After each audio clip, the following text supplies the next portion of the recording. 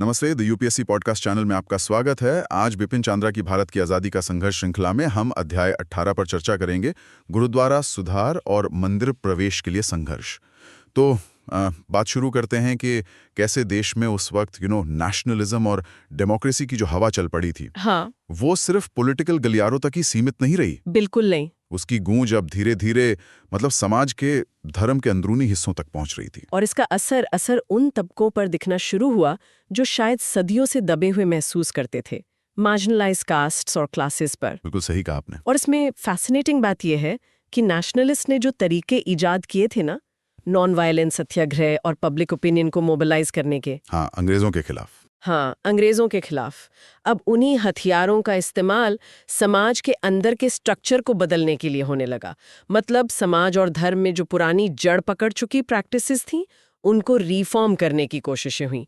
जैसे घर की सफाई बाहर के साथ साथ अंदर भी जरूरी होती है, वैसा ही कुछ। हाँ, और मजे की बात ये या कहें कि एक पैटर्न दिखता है कि जब ये रिफॉर्मर समाज सुधारने निकलते तो अक्सर उनका सीधा टकराव कॉलोनियल अथॉरिटीज से हो जाता था। हाँ, बिल्कुल। मतलब जो लड़ाई समाज के अंदर थी वो घूम फिरकर अंग्रेज हुकूमत के खिलाफ लड़ाई से जुड़ जाती थी।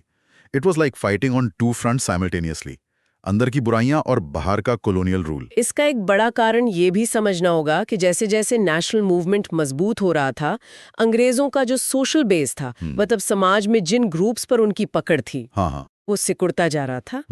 तो अपनी सत्ता बनाए रखने के लिए ब्रिटिश हुकूमत अब समाज के उन वर्गों पर ज्यादा रिलाई करने लगी जो सोशली, कल्चरली, इकोनॉमिकली पिछड़े हुए थे, या जिन्हें हम कह सकते हैं रिएक्शनरी एलिमेंट्स। मतलब वो लोग जो पुराने ढांचे को बनाए रखना चाहते थे, स्टेटस को पसंद करते थे, बदलाव के खिलाफ थे। हाँ, और बदलाव के सख्त खिलाफ थे। अच्छा, तो ये एक तरह की स्ट्रेटेजिक अलाइनमेंट थी ब्रिटिश गवर्नमेंट और कंजर्वेटिव फोर्सेस के बीच। बिल्कुल, गवर्नमेंट को इन रिएक्शनरी ग्रुप्स में अपना सपोर्ट दिखा और इन ग्रुप्स को गवर्नमेंट में अपना प्रोटेक्टर। पंजाब का अकाली आंदोलन और केरल का मंदिर प्रवेश आंदोलन, ये दोनों इसी डायनामिक के जबरदस्त उदाहरण हैं। आज हम पहले अकाली आंदोलन की गहराई में उतरते हैं और देखते हैं कि ये कैसे शुरू हुआ और कैसे ये आज़ादी की लड़ाई का एक अहम हिस्सा बन गया। राइट। तो अकाली आंदोलन शुरू तो हुआ एक बिल्कुल धार्मिक मुद्दे से, है ना? मुद्दा था गुरुद्वारों को, जो सिख धर्म के केंद्र हैं, उन्हें अज्ञानी और करप्ट महंतों यानी प्रीस्ट्स के कंट्रोल से फ्री कराना। हाँ, बिल्कुल धार्मिक मुद्दा था शुरू में। लेकिन ये सिर्फ एक धार्मिक सुधार आंदोलन बनकर नहीं रह गया। देखते ही देखते इसने इतना जोर पकड़ा कि ये भारत की आज़ादी की लड़ाई का एक बहुत पावरफुल चैप्टर बन गया। आंकड़े देखें तो होश उड़ जाते हैं। 1920 से 1925 सिर्फ 5 साल के अंदर 30,000 से ज्यादा मर्द और औरतें जेल गए। 30,000 बहुत बड़ा नंबर है ये। हाँ, और लगभग 400 लोग शहीद हुए और 2,000 से ज्यादा घायल हुए। ये नंबर्स बताते हैं कि ये कितना इंटेंस और वाइड स्प्रेड मूवमेंट था। इन गुरुद्वारों का इतिहास भी समझना जरूरी है। देखिए, 18वीं और 19वीं शताब्दी में महाराजा रणजीत सिंह, बड़े सिख सरदारों और आम श्रद्धालुओं ने भक्ति भाव से इन गुरुद्वारों को बहुत सारी रेवेन्यू फ्री जमीन और पैसा दान दिया था। ये सिखों की आस्था और कम्युनिटी लाइफ के सेंटर्स थे। लेकिन 18वीं सदी में जब मुगलों का शासन था और सिखों पर जुल्म हो रहे थे, तब इन गुरुद्वारों का मैनेजमेंट उदासी सिख महंतों के हाथ में आ गया। उदासी सिख, ये कौन थे? मैंने सुना है कई लोग इन्हें हिंदू मानते हैं। ये क्या कंफ्यूजन है? ये एक कॉमन मिसकंसेप्शन है, पर ये सच नहीं है। ये सिख ही थे। फर्क बस इतना था कि ये लंबे बाल नहीं रखते थे जैसे खालसा सिख रखते हैं। अच्छा। तो इस वजह से ये मुगल अधिकारियों के जुल्म से काफी हद तक बच गए और गुरुद्वारों की देखभाल करते रहे। लेकिन वक्त के साथ वही बात हुई, पावर करप्ट्स। हाँ। और एब्सोल्यूट पावर करप्ट्स एब्सोल्यूटली वाली बात हो गई। इनमें करप्शन फैल गया। गुरुद्वारे की जमीन की इनकम, श्रद्धालुओं का चढ़ावा, ये सब महंत अपनी पर्सनल प्रॉपर्टी समझने लगे। कई महंत तो बिल्कुल अय्याशी वाली जिंदगी जी रहे थे, लग्जरी, डिसिपेशन। धर्मस्थान का पैसा निजी भोग विलास में उड़ रहा था। बाप रे, ये गड़बड़ सिर्फ महंतों तक ही सीमित नहीं थी, राइट? हाँ, इसमें गवर्नमेंट का भी तो एंगल था। बिल्कुल। 1849 में जब अंग्रेजों ने पंजाब पर कब्जा कर लिया, तो उन्होंने गुरुद्वारों के मैनेजमेंट में अपना दखल देना शुरू कर दिया। गवर्नमेंट ने अपने वफादार लोगों को मैनेजर्स और कस्टोडियंस के तौर पर नॉमिनेट करना शुरू कर दिया। अच्छा। और अक्सर ये सरकारी नॉमिनी और महंत आपस में मिले होते थे। एक नेक्सस बन गया था। सरकार इन महंतों और मैनेजर्स को पूरा सपोर्ट देती थी। क्यों? हाँ, क्यों? क्योंकि सरकार इनका इस्तेमाल सिखों में लॉयलिज्म यानी अंग्रेजों के प्रति वफादारी फैलाने और उन्हें उभरते हुए नेशनलिस्ट मूवमेंट से दूर रखने के लिए। हाँ, ये तो टिपिकल ब्रिटिश पॉलिसी थी, डिवाइड एंड रूल। हाँ बिल्कुल। उन्हें दूर रखने के लिए करती थी। ये महंत सरकार के लिए पॉलिटिकल टूल्स बन गए थे। तो एक तरफ ये करप्ट महंत और उनके ब्रिटिश बैकर्स, और दूसरी तरफ कौन थे? फिर इनके खिलाफ कौन खड़ा हुआ? दूसरी तरफ थे सिख रिफॉर्मर्स और नेशनलिस्ट्स। ये लोग गुरुद्वारों में कंप्लीट रिफॉर्म चाहते थे। वो चाहते थे कि गुरुद्वारे इन भ्रष्ट महंतों और कॉलोनियल रिजीम के एजेंट्स के चंगुल से आज़ाद हों और वापस सिख कम्युनिटी के कंट्रोल में आए। और फिर दो ऐसी घटनाएं हुईं जिन्होंने इन रिफॉर्मर्स और नेशनलिस्ट को अंदर तक हिला दिया, उनके गुस्से को भड़का दिया। कौन सी घटनाएं थी वो जिसने चिंगारी का काम किया? पहली, जब अमृतसर के गोल्डन टेम्पल, सिखों के सबसे पवित्र स्थान के पुजारियों ने गदराइट्स के खिलाफ हुक्मनामा जारी किया। गदराइट्स मतलब वो क्रांतिकारी जो बाहर से काम कर रहे थे? हाँ, वही, जो विदेश में रहकर भारत की आज़ादी के लिए लड़ रहे थे। इन पुजारियों ने उन्हें धर्म से निकाला हुआ यानी रेनेगेड घोषित कर दिया। ये नेशनलिस्ट के लिए एक बड़ा झटका था कि हमारे ही धार्मिक नेता हमारे क्रांतिकारियों के खिलाफ जा रहे हैं। और दूसरी घटना, वो तो शायद और भी ज्यादा शॉकिंग थी। हाँ, दूसरी घटना तो नेशनल इंसल्ट जैसी थी। उन्हीं पुजारियों ने जलियांवाला बाग हत्याकांड के जिम्मेदार जनरल डायर, अरे बाप रे, डायर को? हाँ, जिसने अमृतसर में हजारों निहत्थे लोगों पर गोलियां चलवाई थीं, उसे गोल्डन टेम्पल में बुलाकर सरोपा, जो सम्मान का वस्त्र होता है, देकर सम्मानित किया और उसे सिख घोषित कर दिया। क्या? डायर को सिख घोषित कर दिया? हाँ, सोचिए जरा, जिस आदमी के हाथ खून से रंगे थे, उसे इतना बड़ा सम्मान। लोगों में जबरदस्त गुस्सा फैल गया। ये चिंगारी थी जिसने आग लगा दी। अंडरस्टैंडेबल, बिल्कुल अंडरस्टैंडेबल। इसके बाद क्या हुआ? ये गुस्सा एक्शन में कैसे बदला? इसी बैकग्राउंड में 1920 आते आते गुरुद्वारा सुधार के लिए एक पॉपुलर एजिटेशन, एक जन आंदोलन तेजी से फैलने लगा। रिफॉर्मर्स ने वॉलंटियर्स के ग्रुप्स बनाए जिन्हें जत्था कहा जाता था। जत्था? हाँ, ये जत्थे गांवों शहरों में जाते, लोगों को इकट्ठा करते और महंतों और सरकारी मैनेजर्स पर प्रेशर डालते कि वो गुरुद्वारों का कंट्रोल छोड़कर लोकल डिवोटीज को सौंप दें। ये बिल्कुल ग्रास रूट्स लेवल पर मोबिलाइजेशन था। तो शुरुआत में आसानी से जीत मिली या मुश्किल हुई? नहीं, शुरुआत में रिफॉर्मर्स को काफी सक्सेस भी मिली। कई महंतों ने दबाव में आकर कंट्रोल छोड़ दिया। साल भर के अंदर ही दर्जनों गुरुद्वारे इस तरह आजाद करा लिए गए। अच्छा। गोल्डन टेम्पल और अकाल तख्त, जो सिख सत्ता का एक और प्रमुख केंद्र है, का मामला तो एक सिंबल बन गया इस लड़ाई का। रिफॉर्मर्स ने मांग रखी कि इन सबसे प्रमुख सिख संस्थानों का कंट्रोल सिखों की एक रिप्रेजेंटेटिव बॉडी के हाथों में होना चाहिए। इसके लिए बड़ी बड़ी पब्लिक मीटिंग्स हुई, माहौल बनाया गया। उस वक्त सरकार का क्या रवैया था? क्या उन्होंने महंतों को बचाने की कोशिश की शुरू में? शुरू में सरकार थोड़ी दुविधा में थी, मतलब वैसिलेशन था। वो इस इमोशनल धार्मिक मुद्दे पर सिखों को ज्यादा नाराज नहीं करना चाहती थी, क्योंकि सिख फौज में बड़ी संख्या में थे और लॉयल माने जाते थे। हाँ, ये फैक्टर तो था। हाँ, सरकार को लगा कि बढ़ते गुस्से को शांत करना जरूरी है, वरना बात हाथ से निकल सकती है। तो उन्होंने एक स्ट्रेटेजिक मूव चली। उन्होंने गोल्डन टेम्पल के सरकारी मैनेजर को रिजाइन करने दिया। अच्छा, खुद ही हटवा दिया? हाँ, इससे इफेक्टिवली टेम्पल का कंट्रोल रिफॉर्मर्स के हाथ में आ गया। तो ये रिफॉर्मर्स के लिए एक बड़ी जीत थी, पहली बड़ी जीत कह सकते हैं। हाँ, ये पहली बड़ी कामयाबी थी। इसके बाद इन आज़ाद हुए गुरुद्वारों, खासकर गोल्डन टेम्पल और अकाल तख्त को मैनेज करने के लिए एक बॉडी बनाने की ज़रूरत महसूस हुई।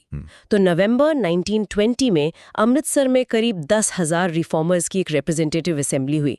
सोचिए, 10,000 लोग। 10,000? हाँ, उन्होंने 175 मेंबर्स की कमेटी चुनी, जिसे नाम दिया गया शिरोमणि गुरुद्वारा प्रबंधक कमेटी, SGPC। SGPC, हाँ, ये नाम तो आज भी बहुत रेलेवेंट है। बिल्कुल, ये SGPC आज भी सिख मामलों की सबसे इम्पोर्टेंट बॉडी है। और इसी के साथ एक पॉलिटिकल विंग भी बना, शिरोमणि अकाली दल। बिल्कुल, ये महसूस किया गया कि इस स्ट्रगल को और ज्यादा सिस्टमैटिकली ऑर्गेनाइज करने के लिए और महंतों और सरकार पर पॉलिटिकल प्रेशर बनाने के लिए एक डेडिकेटेड ऑर्गेनाइजेशन चाहिए।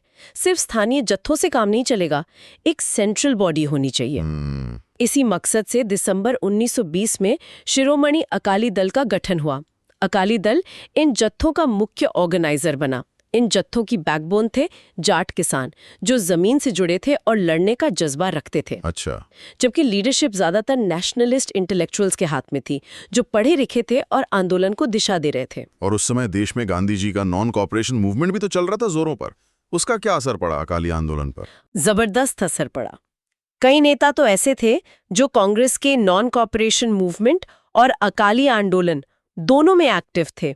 कॉमन लीडरशिप थी। अच्छा, कॉमन लीडर्स थे। हाँ, इसी इन्फ्लुएंस में अकाली दल और एसजीपीसी ने पूरी तरह नॉन वायलेंस को अपना क्रीड, अपना सिद्धांत माना।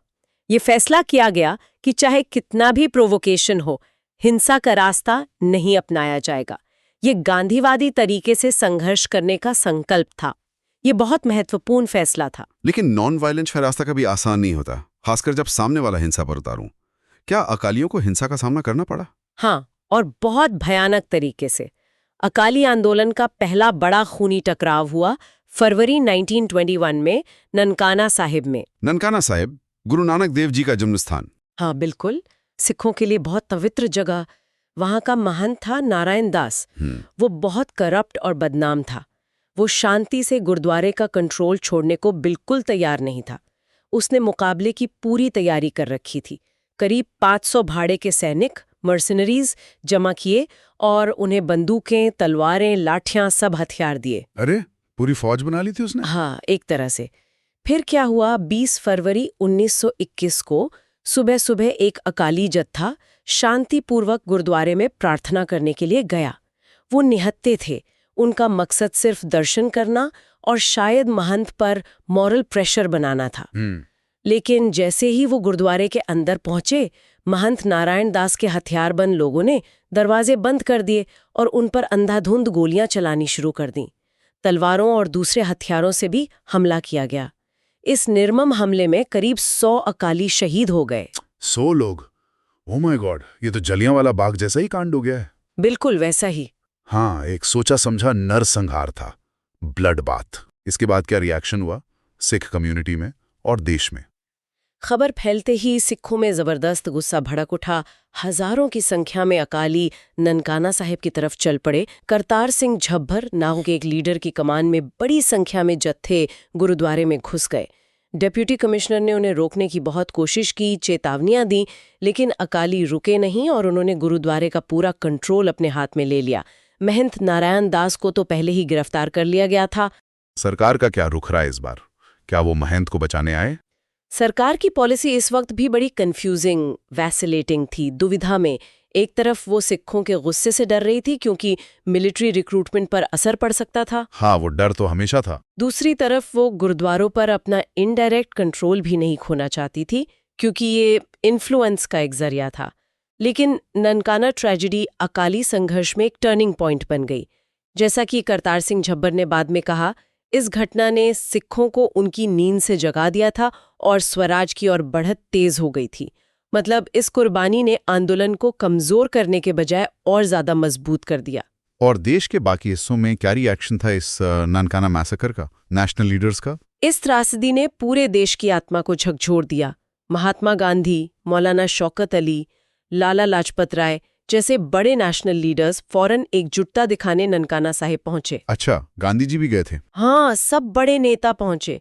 इससे ये बात साफ हो गई कि ये सिर्फ सिखों का अंदरूनी मसला नहीं है, बल्कि ये नेशनल इशू है। ये बर्बरता पूरे देश के खिलाफ है। नेशनल सॉलिडारिटी का जबरदस्त प्रदर्शन हुआ। ननकाना कांड के बाद सरकार को अपनी स्ट्रैटेजी बदलनी पड़ी। उनको समझ आ गया, उन्होंने देखा कि अकाली आंदोलन अब सिर्फ धार्मिक सुधार तक सीमित नहीं रहा, ये तेजी से नेशनल मूवमेंट के साथ इंटीग्रेट हो रहा है। हाँ, जुड़ रहा था। ये उनके लिए खतरे की घंटी थी। तो उन्होंने 2 pronged पॉलिसी अपनाने का फैसला किया। डिवाइड एंड रूल का क्लासिक ब्रिटिश तरीका। क्या थी ये 2 pronged पॉलिसी, 2 तरफा चाल? पहला prong था उन लोगों को शांत करना या न्यूट्रलाइज करना जो सिर्फ धार्मिक सुधार चाहते थे या जो मॉडरेट्स थे।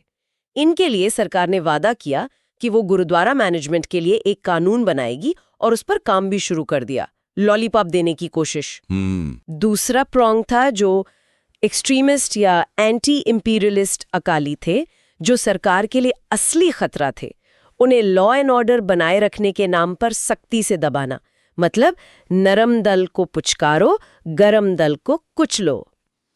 लेकिन क्या अकाली इस चाल में आए? उन्होंने अपनी स्ट्रैटेजी कैसे एडजस्ट की इसके दबाव में? नहीं, अकाली अब ज्यादा कॉन्फिडेंट थे। पूरे देश से मिल रहे सपोर्ट से उनका हौसला बुलंद था। उन्होंने भी अपनी पॉलिसी बदली और अपने आंदोलन का स्कोप और ब्रॉडन कर दिया। अच्छा, कैसे? अब उनका लक्ष्य सिर्फ भ्रष्ट महंतों से गुरुद्वारों को आजाद कराना नहीं था, बल्कि धार्मिक स्थलों से सरकारी दखलंदाजी को पूरी तरह खत्म करना था। Total disengagement of the state from religious places.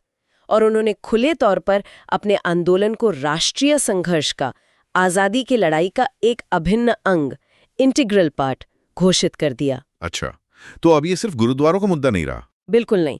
इसका नतीजा ये हुआ कि एसजीपीसी के अंदर भी नॉन कोऑपरेटिव नेशनलिस्ट गुट का पल्ला भारी हो गया। मई 1921 में एसजीपीसी ने नॉन कोऑपरेशन के पक्ष में बाकायदा रेजोल्यूशन पास किया। अच्छा, क्या था उस रेजोल्यूशन में? इसमें विदेशी सामान का बॉयकॉट, शराब का बॉयकॉट और ब्रिटिश अदालतों की जगह पंचायतों को बढ़ावा देने की बात कही गई। इतना ही नहीं, जो अकाली नेता कानून तोड़ने के आरोप में गिरफ्तार किए जाते, वो विदेशी थोपी हुई अदालतों के जुरिस्डिक्शन को मानने से इनकार कर देते और अपना बचाव करने से भी मना कर देते। अरे वाह, ये तो सीधा सीधा सिविल डिसोबीडियंस था, सरकार को खुली चुनौती। बिल्कुल, सरकार की लेजिटिमेसी को ही चैलेंज कर रहे थे वो। वाओ, तो ये मूवमेंट अब पूरी तरह से पॉलिटिकल हो चुका था।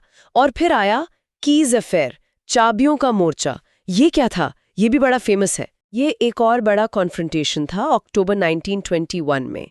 हुआ ये कि सरकार ने अमृतसर के गोल्डन टेम्पल के तोशाखाना, जहां गुरुद्वारे का खजाना, कीमती सामान रखा जाता है, की चाबियां जबरदस्ती अपने कब्जे में ले ली। चाबियां क्यों? चाबियां सिंबल होती हैं कंट्रोल का। सरकार दिखाना चाहती थी कि असली बॉस कौन है, कि भले ही हमने मैनेजर हटा दिया, कंट्रोल हमारा ही है। लेकिन अकालियों ने इसे चुपचाप बर्दाश्त नहीं किया होगा, फिर से प्रोटेस्ट हुआ होगा? बिल्कुल नहीं, तुरंत रिएक्शन हुआ। पूरे पंजाब में बड़े पैमाने पर प्रोटेस्ट मीटिंग्स हुई। दर्जनों अकाली जत्थे फौरन अमृतसर पहुंच गए, एक्शन के लिए तैयार। एसजीपीसी ने सिखों को एडवाइस किया कि जिस दिन ब्रिटेन के प्रिंस ऑफ वेल्स भारत आने वाले थे, उस दिन पूरे पंजाब में हड़ताल की जाए। प्रिंस ऑफ वेल्स की विजिट का बॉयकॉट? ये तो सीधा पॉलिटिकल प्रोटेस्ट था। हाँ बिल्कुल, रॉयल विजिट का बॉयकॉट। सरकार ने कैसे रिस्पॉन्ड किया? गिरफ्तारियां हुई होंगी? सरकार ने जवाबी कार्रवाई की। उन्होंने एसजीपीसी के जो प्रमुख नेता थे, जिन्हें मिलिटेंट नेशनलिस्ट माना जाता था, जैसे बाबा खड़क सिंह और मास्टर तारा सिंह, उन्हें गिरफ्तार कर लिया। सरकार को लगा कि लीडरशिप को हटाने से आंदोलन ठंडा पड़ जाएगा। लेकिन हुआ बिल्कुल उल्टा। आंदोलन थमने के बजाय और भड़क गया। ये दूर दराज के गांवों तक, और चिंता की बात ये कि सेना के सिख जवानों तक में फैलने लगा। सेना तक? ये तो सरकार के लिए बहुत अलार्मिंग रहा होगा। बहुत ज्यादा। और ये सब तब हो रहा था जब देश के बाकी हिस्सों में नॉन कोऑपरेशन मूवमेंट अपने चरम पर था। माहौल बिल्कुल एक्सप्लोसिव था। तो सरकार के पास क्या ऑप्शन बचा? फंस गए वो तो। सरकार को एक बार फिर पीछे हटना पड़ा। उन्हें समझ आ गया कि इस धार्मिक मुद्दे पर सिखों से सीधा टकराव बहुत महंगा पड़ सकता है, खासकर जब नेशनल मूड इतना एंटी ब्रिटिश है। उन्होंने कीज अफेयर में गिरफ्तार किए गए सभी नेताओं को बिना शर्त रिहा कर दिया। बिना शर्त? हाँ, अनकंडीशनली। और सबसे बड़ी बात, तोशाखाने की चाबियां वापस एसजीपीसी के प्रमुख बाबा खड़क सिंह को सौंप दी। ये सरकार की सीधी हार थी और अकाली आंदोलन की एक शानदार जीत। वाकई बहुत बड़ी जीत रही होगी। इसका सिग्निफिकेंस कैसे समझा जाए? मतलब कितनी बड़ी बात थी ये? इसका सिग्निफिकेंस महात्मा गांधी के एक टेलीग्राम से समझा जा सकता है। जैसे ही चाबियां वापस मिली, गांधी जी ने बाबा खड़क सिंह को तार भेजा जिसमें लिखा था, first battle for India's freedom one, congratulations. First battle for India's freedom one, Bharat की आजादी की पहली लड़ाई जीती, बधाई हो। हाँ, सोचिए, गांधी जी इसे सिर्फ गुरुद्वारा सुधार की जीत नहीं मान रहे, वो इसे भारत की आजादी की लड़ाई की पहली जीत कह रहे हैं। इससे पता चलता है कि ये आंदोलन नेशनल कॉन्शियसनेस में कितना इंपॉर्टेंट हो गया था। तो यहाँ हमने देखा कि कैसे एक मूवमेंट जो शुरू हुआ था धार्मिक सुधार के लिए, वो कॉलोनियल गवर्नमेंट के रवैये, नेशनल मूवमेंट के प्रभाव और लोगों के कुर्बानियों के चलते धीरे धीरे ट्रांसफॉर्म होकर आज़ादी की लड़ाई का एक मजबूत और अहम हिस्सा बन गया। इसने ये भी दिखाया कि ब्रिटिश राज के खिलाफ जो संघर्ष था वो कई अलग-अलग शक्लों में अलग-अलग जगहों पर अलग-अलग मुद्दों को लेकर चल रहा था। हाँ, लेकिन ये सभी धाराएं कहीं न कहीं जाकर नेशनल फ्रीडम स्ट्रगल की बड़ी नदी में मिल रही थी। ये महज एक धार्मिक झगड़ा नहीं था, ये सेल्फ रिस्पेक्ट, ऑटोनॉमी और स्वराज की लड़ाई बन चुकी थी। बिल्कुल। कहानी बहुत दिलचस्प मोड़ ले चुकी है। ये संघर्ष यहीं नहीं रुका। चलिए आगे बढ़ते हैं और देखते हैं कि इसी दौरान देश के दूसरे कोने में केरल में मंदिर प्रवेश को लेकर किस तरह का संघर्ष चल रहा था और उसके क्या मायने थे। Okay, let's move our discussion forward. पिछले कुछ समय से हम आज़ादी के दौर के अलग अलग जन आंदोलनों पर बात कर रहे हैं। आज दो और बहुत अहम संघर्षों पर नजर डालते हैं, जो भले ही देश के दो अलग कोनों में हुए, पर दोनों ने अपनी छाप छोड़ी। मेरा मतलब है पंजाब में अकाली आंदोलन और दक्षिण में केरल का वाइकोम सत्याग्रह। बिल्कुल, और ये दोनों दिलचस्प इसलिए भी हैं क्योंकि एक तरफ जहां अकाली आंदोलन सिख समुदाय के धार्मिक अधिकारों और गुरुद्वारों के मैनेजमेंट से जुड़ा था, वहीं वाइकोम सत्याग्रह समाज में गहरी जड़ें जमाए छुआछूत जैसी बुराई के खिलाफ था। हाँ, तो दोनों के तरीके, मुद्दे और नतीजे काफी अलग थे। बिल्कुल बिल्कुल, पर दोनों ने लोगों को गोलबंद किया और कहीं ना कहीं बड़े नेशनल नैरेटिव का हिस्सा बने। तो शुरुआत पंजाब से करते हैं। अकाली आंदोलन की जमीन कैसे तैयार हुई? मैंने सुना है कीज अफेयर के बाद मामला कुछ गरमाया हुआ था। हाँ, ईज अफेयर में सरकार को, जैसा हमने पिछली बार बात की थी, झुकना पड़ा था। इससे पंजाब की जो ब्यूरोक्रेसी थी, मतलब सरकारी अफसरशाही, वो थोड़ी कह सकते हैं खार खाई हुई थी। अच्छा। उन्हें लग रहा था कि उनकी इज्जत कम हुई है, वो लॉस्ट प्रेस्टीज वाली फीलिंग थी। हाँ। तो उन्हें इसे वापस पाना था। ओके। और तभी एकदम सही टाइमिंग पर फरवरी 1922 में गांधी जी ने नॉन कॉपरेशन मूवमेंट वापस ले लिया। हाँ, हाँ। तो अंग्रेज अधिकारियों को लगा, अरे वाह, मौका बढ़िया है, अब राष्ट्रीय स्तर पर कोई बड़ा आंदोलन तो है नहीं, तो इन अकालियों को, जो गुरुद्वारों पर कब्जा जमाए महंतों को हटा रहे थे, उन्हें सबक सिखाने का यही सही टाइम है। मतलब they were just looking for an excuse. एक बहाना चाहिए था बस। Exactly. बस एक बहाना, और वो बहाना मिल भी गया, वो भी अमृतसर से कोई 20 किलोमीटर दूर घोकेवाला गांव में। घोकेवाला। हाँ, वहाँ गुरुद्वारा गुरु का बाग था। वहाँ के महंत ने दबाव में आकर अगस्त 1921 में गुरुद्वारा तो एसजीपीसी को सौंप दिया था। एसजीपीसी यानी श्रोमणी गुरुद्वारा प्रबंधक कमेटी, जो उस वक्त गुरुद्वारों के सुधार के लिए बनी मुख्य संस्था थी। राइट। मगर गुरुद्वारे से लगी जो जमीन थी, उस पर वो अपना निजी हक जता रहा था। कहता था ये मेरी प्रॉपर्टी है। अच्छा, ये पेज था। हाँ, अब अकालियों को कम्युनिटी किचन मतलब लंगर चलाने के लिए लकड़ी की जरूरत पड़ी, तो उन्होंने उस जमीन से एक सूखा हुआ कीकर का पेड़ काट लिया। बस। और महंत जी को मौका मिल गया, पहुंच गए पुलिस के पास, पहुंच गए, शिकायत लिखवाई कि भाई मेरी जमीन से, मेरी प्रॉपर्टी से चोरी हो गई है। अब अधिकारियों को तो जैसे मन मांगी मुराद मिल गई। हाँ, उन्हें तो बहाना चाहिए ही था। बिल्कुल, उन्हें अकालियों को प्रोवोक करने का, उकसाने का बहाना चाहिए था, और वो मिल गया।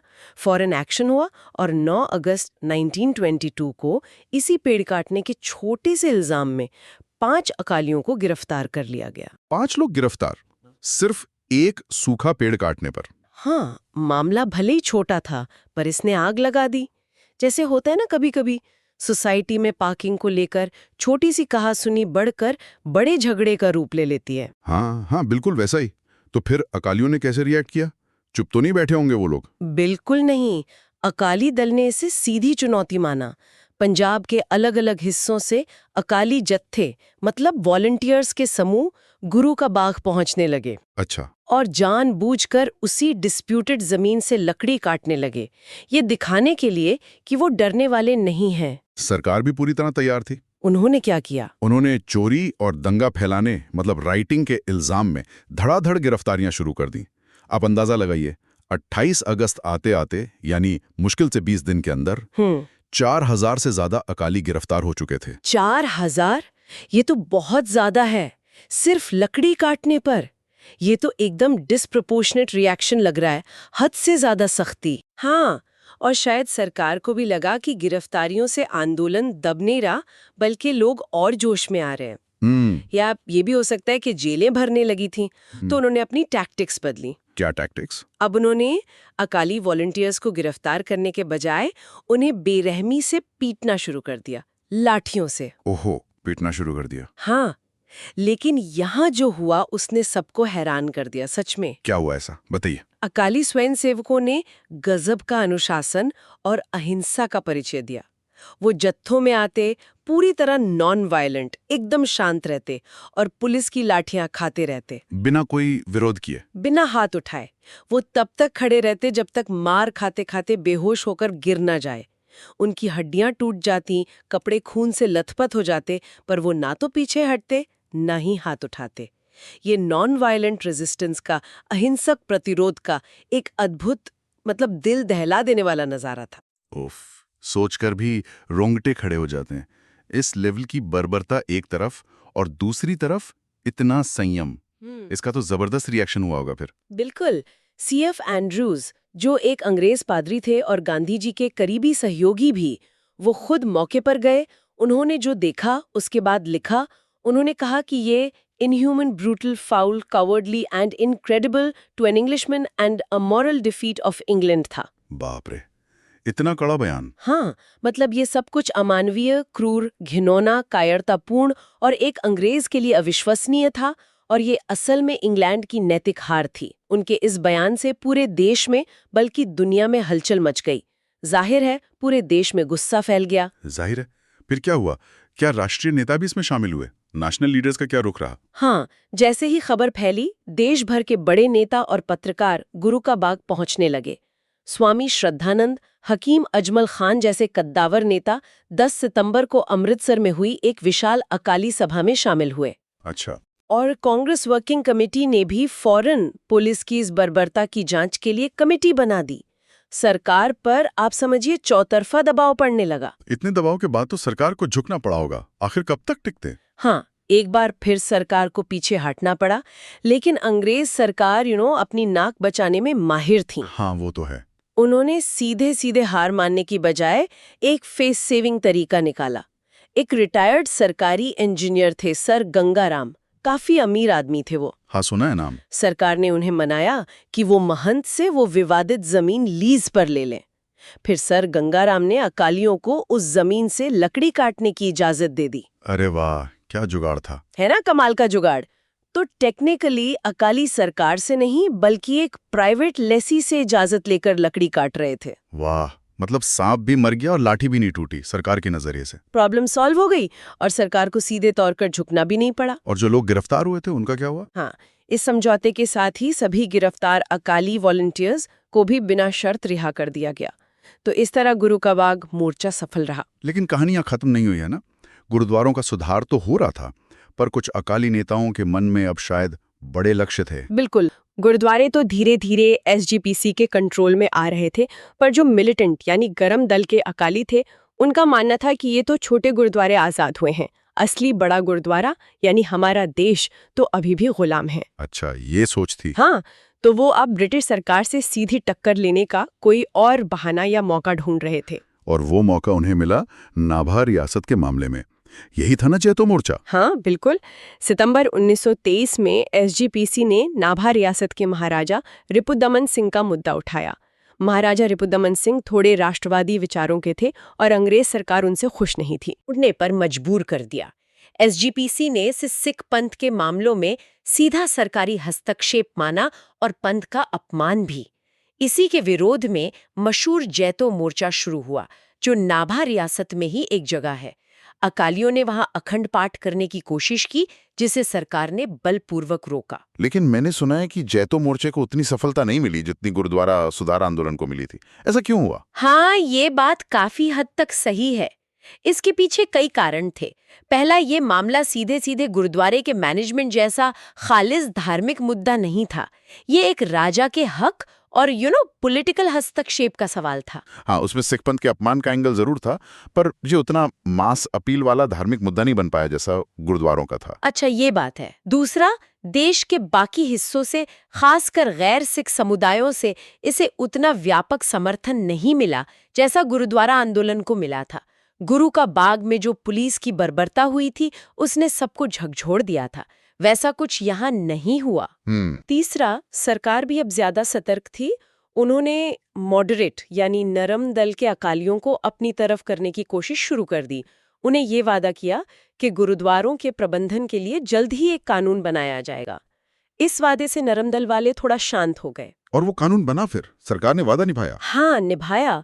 जुलाई 1925 में सिख गुरुद्वाराज एक्ट पास हुआ। ये एक बहुत बड़ा कदम था। इस कानून के तहत पंजाब के सभी ऐतिहासिक गुरुद्वारों का कंट्रोल महंतों और सरकारी दखलंदाजी से हटाकर एक चुनी हुई सिख संस्था को सौंप दिया गया। और उस संस्था का नाम भी SGPC ही रहा? हाँ, उसी नाम को जारी रखा गया। तो जिस मुख्य लक्ष्य के लिए आंदोलन शुरू हुआ था कि गुरुद्वारों को पंथक नियंत्रण में लाना है, वो इस कानून से काफी हद तक पूरा हो गया। तो इस पूरे अकाली आंदोलन का सिर्फ गुरुद्वारों पर ही असर पड़ा, या इसका पंजाब की राजनीति और समाज पर कोई गहरा, कोई लॉन्ग टर्म इम्पैक्ट भी हो? नहीं, सिर्फ गुरुद्वारों तक सीमित नहीं था। इसका असर बहुत गहरा और दूरगामी था। ये सिर्फ चाबियां लेने या मैनेजमेंट बदलने की लड़ाई नहीं थी। इसने पंजाब के समाज और राजनीति को कई तरह से बदल डाला। जैसे कि? सबसे पहली और बड़ी बात, इसने पंजाब के किसानों को, खासकर सिख जाट किसानों को राजनीतिक रूप से जगा दिया। उनमें एक नई पॉलिटिकल कॉन्शियसनेस, एक नई राजनीतिक चेतना पैदा हुई। अच्छा। इतिहासकार मोहिंदर सिंह हैं, उन्होंने अकाली आंदोलन पर बहुत विस्तार से लिखा है। वो कहते हैं कि इसी आंदोलन के दौरान सिखों की जो पुरानी प्रो ब्रिटिश सामंती लीडरशिप थी, मतलब वो बड़े जमींदार जो अंग्रेजों के वफादार थे, उनकी जगह पढ़े लिखे राष्ट्रवादी मिडिल क्लास नेताओं ने ले ली। ये एक बहुत बड़ा स्ट्रक्चरल चेंज था पावर स्ट्रक्चर में। ये तो बहुत महत्वपूर्ण बदलाव है। बिल्कुल।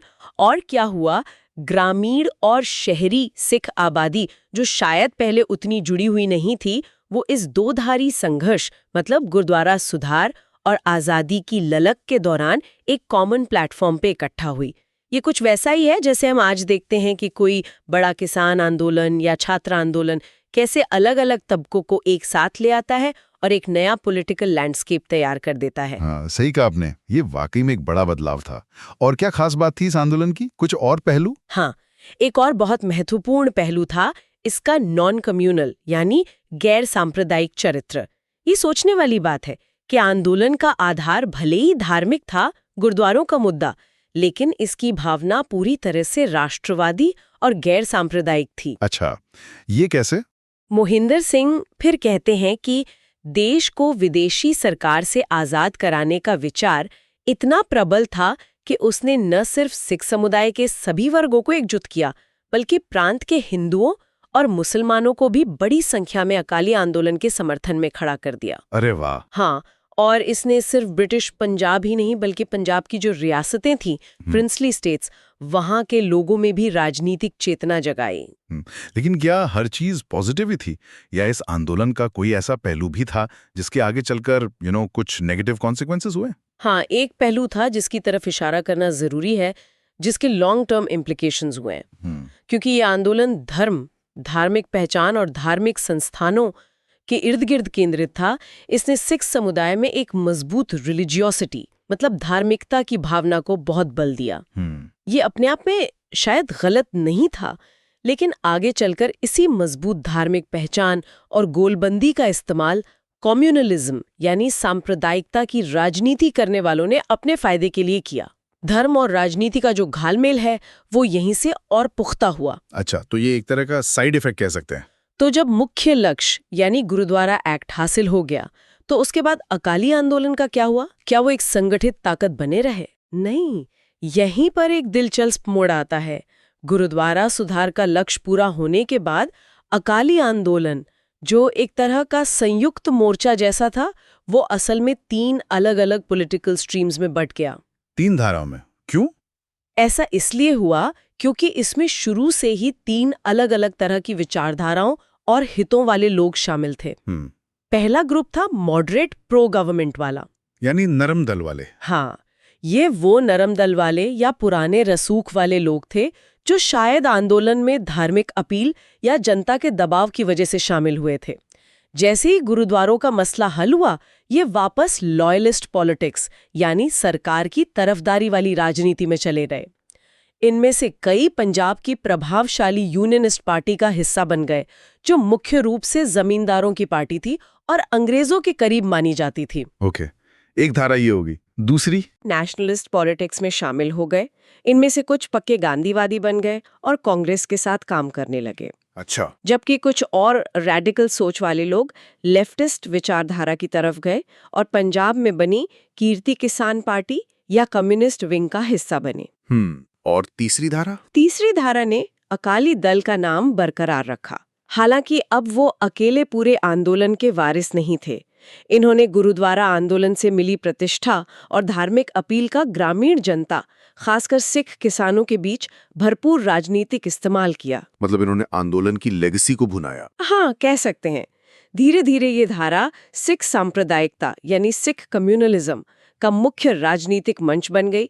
इन्होंने धर्म और राजनीति को पूरी तरह मिला दिया और हिंदुओं और मुसलमानों से अलग एक विशिष्ट सिख राजनीतिक पहचान और अलगाव, मतलब पॉलिटिकल सेपरेशन की आइडियोलॉजी को बढ़ावा देना शुरू किया। 1947 से पहले ये अकाली दल लगातार राष्ट्रवादी ताकतों, कांग्रेस और लॉयलिस्ट राजनीति, सरकार यूनियनिस्ट के बीच झूलता रहा, कभी इधर कभी उधर, अपने राजनीतिक हितों के अनुसार। तो कुल मिलाकर अकाली आंदोलन ने पंजाब की राजनीति और सिख पहचान पर एक बहुत गहरी छाप छोड़ी। इसने धार्मिक सुधार को आज़ादी की लड़ाई से जोड़ा, अहिंसा का एक शक्तिशाली प्रदर्शन किया, लीडरशिप बदली, किसानों को जगाया, लेकिन साथ ही धर्म और राजनीति के जटिल रिश्ते के कुछ पेचीदा सवाल भी खड़े कर दिए, जो शायद आज भी रेलेवेंट है। चलिए अब पंजाब से निकलकर दक्षिण भारत की ओर चलते हैं, केरल में। वहां एक बिल्कुल अलग किस्म का सामाजिक संघर्ष आकार ले रहा था। हाँ, बिल्कुल। अब बात करते हैं वाइकोम सत्याग्रह की, जहां अकाली आंदोलन मुख्य रूप से एक समुदाय के धार्मिक और राजनीतिक अधिकारों पर केंद्रित था। वहीं केरल में चल रहा संघर्ष समाज की एक बहुत ही गहरी और क्रूर बुराई, अनटचेबिलिटी यानी छुआछूत के खिलाफ था। इस मुद्दे पर नेशनल कांग्रेस का क्या रुख था उस समय? क्या वो शुरू से ही सामाजिक सुधारों पर जोर दे रही थी? देखिए, शुरू में यानी करीब 1917 तक कांग्रेस आम तौर पर सामाजिक सुधार, मतलब सोशल रिफॉर्म के मुद्दों को सीधे उठाने से बचती थी। क्यों? उन्हें लगता था कि इन मुद्दों पर समाज में गहरे मतभेद हैं और इन्हें उठाने से अंग्रेजों के खिलाफ लड़ाई में जो पॉलिटिकल यूनिटी बनी है वो टूट सकती है। जैसे आज भी होता है ना, कई बार पार्टियां विवादास्पद सामाजिक मुद्दों से बचती हैं ताकि उनका वोट बैंक ना बिगड़े। हाँ, ये तो है। लेकिन 1917 में कांग्रेस के रुख में थोड़ा बदलाव आया। उन्होंने एक प्रस्ताव पास किया जिसमें डिप्रेस क्लासेस यानी दलित वर्गों पर समाज द्वारा थोपी गई सभी डिसेबिलिटीज यानी अयोग्यताओं को हटाने की जरूरत, न्याय और धार्मिकता, नेसेसिटी, जस्टिस एंड राइचियसनेस पर जोर दिया गया। अच्छा। यहाँ तक कि लोकमान्य तिलक जैसे बड़े नेता जो ज्यादातर राजनीतिक मुद्दों पर फोकस करते थे, उन्होंने भी कहा कि अगर भगवान भी छुआछूत को बर्दाश्त करे तो मैं इसे भगवान को नहीं मानूंगा। अरे वाह, ये तो बड़ी बात थी तिलक जैसे नेता का ये कहना उस जमाने में। लेकिन क्या सिर्फ प्रस्ताव पास करने या बयान देने से जमीनी स्तर पे कुछ बदला? नहीं, उस वक्त बहुत ठोस कदम नहीं उठाए गए। असली जोर और प्रायोरिटी दी गांधी जी ने। उन्होंने साफ तौर पे घोषणा की कि छुआछूत को हटाना स्वराज यानी आज़ादी की राजनीतिक लड़ाई से कम महत्वपूर्ण नहीं है, बल्कि उसी का हिस्सा है। ये तो बहुत बड़ा स्टेटमेंट था। हाँ, ये उस वक्त के हिसाब से एक रेवोल्यूशनरी विचार था। सामाजिक बराबरी को राजनीतिक आज़ादी के बराबर का दर्जा देना। जैसे कहना कि भाई सिर्फ अंग्रेजों से आज़ादी काफ़ी नहीं, हमें अपने ही समाज के अंदर जो गुलामी और अन्याय है उससे भी आज़ाद होना पड़ेगा। हाँ, ये वाकई में एक रेडिकल शिफ्ट रहा होगा सोच में। बिल्कुल बिल्कुल। और इसी सोच को आगे बढ़ाते हुए 1923 में कांग्रेस ने बाकायदा तय किया कि अब छुआछूत मिटाने के लिए सक्रिय कदम उठाने ही होंगे। उनकी जो बेसिक स्ट्रैटेजी बनी वो ये थी कि पहले जाति हिंदू, मतलब कास्ट हिंदूज के बीच इस मुद्दे पर जनमत तैयार किया जाए, उन्हें एजुकेट किया जाए। हाँ, उन्हें एजुकेट किया जाए, समझाया बुझाया जाए कि ये कितनी बड़ी सामाजिक बुराई और अधर्म है, और फिर उन्हें इस बुराई के खिलाफ मोबिलाइज किया जाए। कुछ वैसे ही जैसे आजकल किसी सामाजिक मुद्दे पर अवेयरनेस कैंपेन्स चलते हैं। पहले लोगों की सोच बदलने की कोशिश, फिर उन्हें एक्शन के लिए प्रेरित करना। और केरल में ये संघर्ष वाइकॉम से ही क्यों शुरू हुआ? वहां ऐसी क्या खास बात थी कि वहीं से शुरुआत हुई?